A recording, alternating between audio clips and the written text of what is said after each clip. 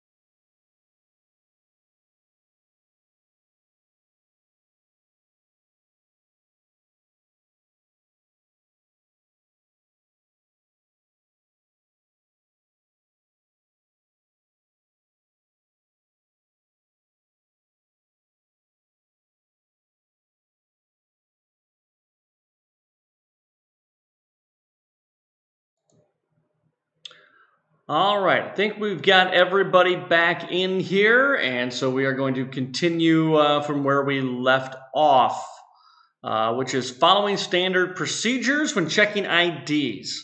So, recommended procedures. If the customer looks under the age of 30, ask to see an ID. Again, if you're serving a group, check the IDs of everyone that looks under 30. Always have the customer take the ID out of their wallet. Once you have it in your hand, feel it. Look for unraised surfaces. Verify it's the right size and thickness and the edges aren't ragged. Look carefully at the birth date or the age 21 date if it's vertical. If the ID states that they're not 21, obviously it's not valid. Inspect it to see if it's been altered in any way. Check the expiration date, because if it's expired, it is not a valid ID. Verify that the photo and the physical description on the ID match the person who gave it to you. Examine the format of the card. Make sure it's right. Turn it 90 degrees. Look for numbers or letters that are out of line or look smudged. Examine it under a light. Look for glue lines, pinholes, or places bleach might have been put in. So, have a little flashlight handy for that. Look at the reverse side. Make sure there's something on it. Some faked IDs won't have a back side. Check for any cut or pasted numbers or blurred lettering in the back as well. If it's out of state, have an out-of-state ID guide to verify it's in the right format. Remember, ask for a second piece of ID if you find something that you have doubts with about the first, and then return or refuse the ID. Another way to remember the process is fear. F, feel. You're feeling it. Feel for pinholes. Feel for thickness and glue line. E, examine it visually. Examine the birth date, the expiration date. Examine the photo. Examine the state logo. Is it in the right position? Examine the numbers in the ID for consistency. Examine it with a black light or a flashlight or even a magnifying glass. Look for pinholes. Examine the holographic security images. If it has a holographic 3D ID, it should appear as 3 layers, right? Look at the reverse side of the ID. Is the an out-of-state license? Check it with an ID guide. A is ask. If you have questions, ask. Ask for a second form of ID. Ask about the personal information, birth date, middle initial, zip code, weight. Ask for a signature on the spot. Make sure it matches the signature on the ID. And ask, if need be, for a proof of age document.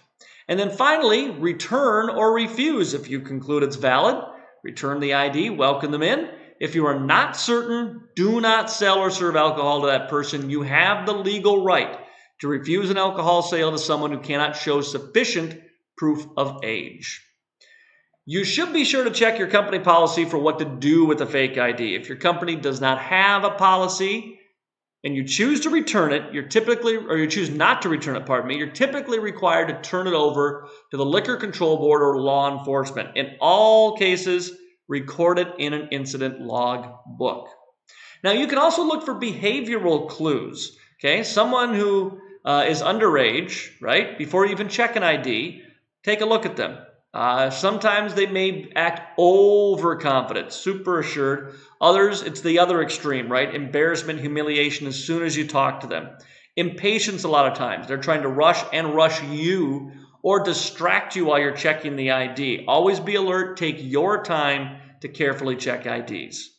Something else to look for is second-party sales. Okay, so in a restaurant situation, this would be one person coming up, has a valid ID, asking for 2 drinks to go get it to the table over here where my under 21 person is. So if you serve alcohol, follow it. Make sure you know who is consuming that alcohol. A packaged liquor situation may have people outside, right? If young people are outside and an older one comes in, follow that alcohol. Make sure you know where it is going. For an example on that, we're going to do a quick little video on second-party sales.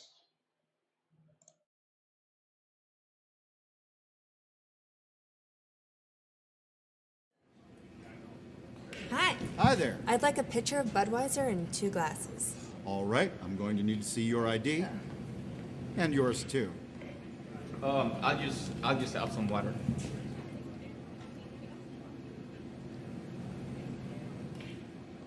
Looks good. Okay, that will be 1 glass for the pitcher and 1 glass of water. Thanks. That works. Yep.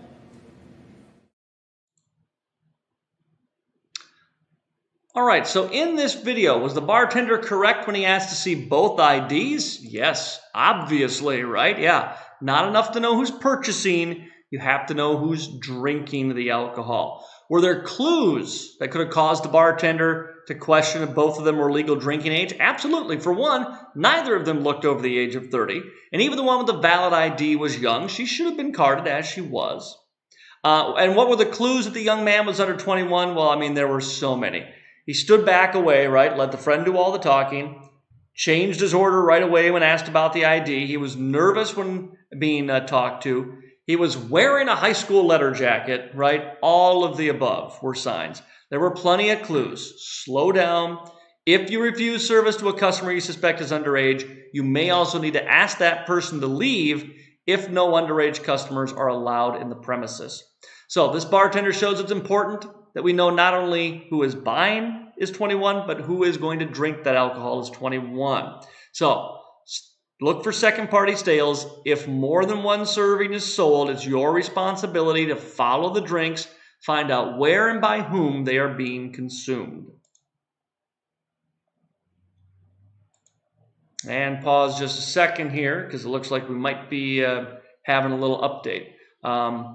So when you're dealing with second party sales, again, especially if you've got big tables, it's always a good example to just check every ID. So if you're serving a table of 5-6 people, go around, check every single one of them. That also gives you the time, right, to examine them more closely. If you've got a lot of people, you're maybe still talking to the one on your right while you're checking the ID of the one over on the left, waiting to see if there are behavioral clues, or taking your time to check that person. Sometimes if you're checking IDs in a larger table, you're going to feel rushed. But again, as we talked about earlier, don't let anything slow you down from taking your time to determine if someone is of legal drinking age. Yes, you want to get through quickly if you've got a large table of young people to get through those IDs, but take your time. Make sure you can confirm that every single person there is at least 21 years of age. If for any reason an underage person has been served or is attempting to be served, it's important you intervene, okay? Firm and friendly demeanor, right? We don't want to cause a disturbance. Still use the I statements. If your attempts to prevent an underage person from possessing alcohol or leaving the premises do not prevail, contact law enforcement for assistance. All right, that is lesson number 4. We will unlock your quiz here in a moment, but first, your flashcards. What are behaviors or attitudes that suggest a customer is underage? Well, your red flags include big swings, either big confidence or embarrassment, impatience, and distractions. It is important to verify that what matches the person who presents the ID. That's the things that are hard to fake: the hairline, the eyebrows, and the chin shape of a photo. Signs that an ID have been altered, they include glue lines near the photo or different fonts on the date of birth, any ragged edges, dull or blurred lines, or holographic security features that don't change as the card angle is changed. Alcohol consumption during a person's teens and 20s can result in long-term negative consequences, including impaired memory, learning, and decision-making. If there's a bouncer at the door to check the ID of every customer, is it still the server's responsibility to check IDs? Yes. You are responsible for knowing that people you are serving are 21. Acceptable forms of ID include driver's licenses, U.S. military IDs, identification cards that are state issued or tribally issued, or passports. And finally, or actually a few more to go, is an expired ID acceptable? No, an expired ID is never acceptable. Passport, driver's license, doesn't matter. Is a birth certificate valid? No, there's no physical description. Is it important to check the date of birth? Yes, obviously.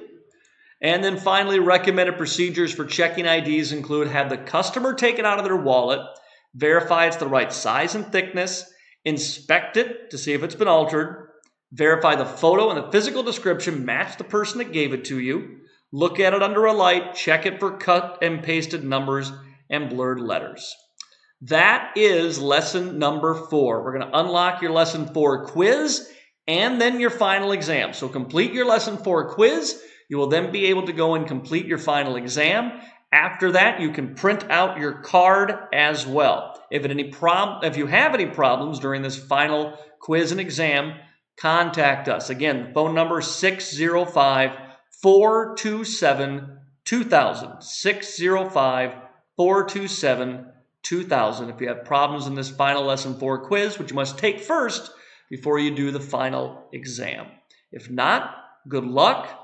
Thank you very much. And again, contact us if you have any problems.